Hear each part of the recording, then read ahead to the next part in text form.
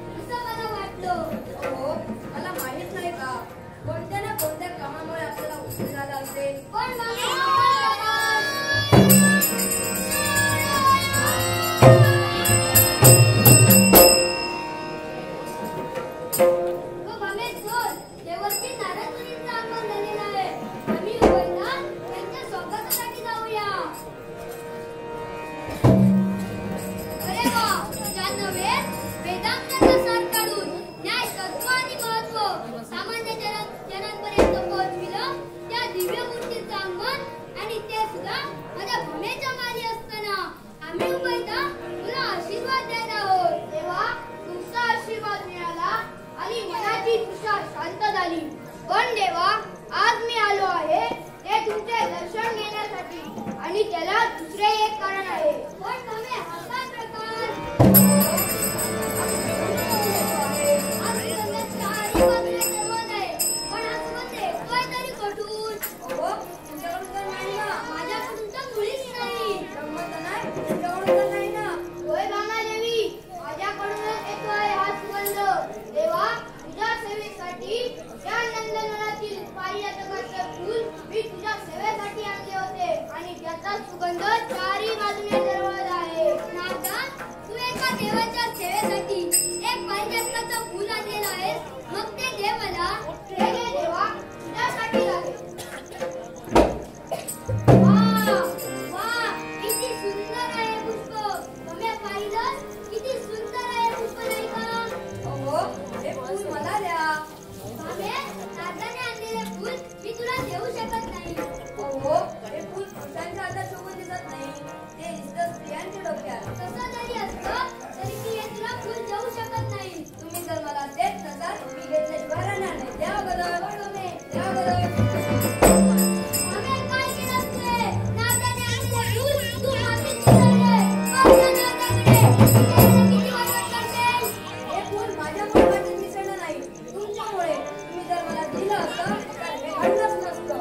देवा, मी आणलेल्या फुलाचा नायनाट झाला. कुसकरले ते फूल. नारदास, फूल दिलं नाही म्हणून पाहिलंस का बाबेकडे? किती रुसून बसली आहे ती. होय देवा, भामादेवी तर रुसून बसले आहे. नारदास, भामा माझी पत्नी आहे. तिचा कोणत्या प्रकारे घालवावा हे मला पक्क माहित आहे. भावे, तू एका पारिजातकाच्या फुलासाठी रुसून बसलीस. मग ऐक, त्या स्वर्गीच्या नंदनवनात असणारा तो पारिजातकाचा वृक्ष संपूर्ण तुझ्या अंगाला नांदून राहील. तरच नावाचा देवकी नंदन. माझं माझ्या मनात समाधान. पण देवा, तू जो नंदनवनातील पारिजातकाचा वृक्ष आणला जातो आहे तो तेथे मुळीच नाही आहे. नारदा, तुझ्या बोलण्याचा अर्थ? देवा, तो नंदनवनातील असणारा पारिजातकाचा वृक्ष रागाजोधपूरचा राजा भौमासूर याने आपल्या राज्यात नेला आहे. वारे बहुमसरा, म्हणजे स्वर्गीच्या नंदनवनात असणारा तो पारिजातकाचा वृक्ष आपल्या राज्यात घेऊन गेला. अरे पण हा देवकी नंदन तसा स्वस्त बसणार नाही. भावे, तुझ्या इच्छेकरिता मी याच वेळी रागाजोधपुरात जाऊन या वृक्षाची प्राप्ती करतो. तर मग मी निघालो.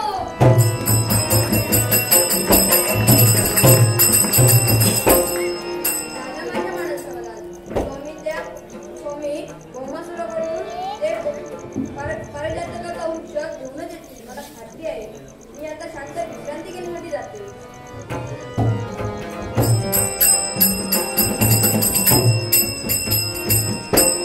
नारायण नारायण, ज्या उद्देशानं मी पारिजातकाचे फूल आणले होते तो उद्देश आपोआप साध्य झाला आहे. आता यापुढे हा भौमासूर काय करतो हे आपण दुर्लभ पाहावं. हे परमेश्वरा, तुझे ध्यानचिंतन करतात कोणी निंदा करो किंवा कोणी काही म्हणो, आपण सतत परमेश्वराचे ध्यानचिंतन करत राहिले पाहिजे. म्हणून म्हणतो आहे,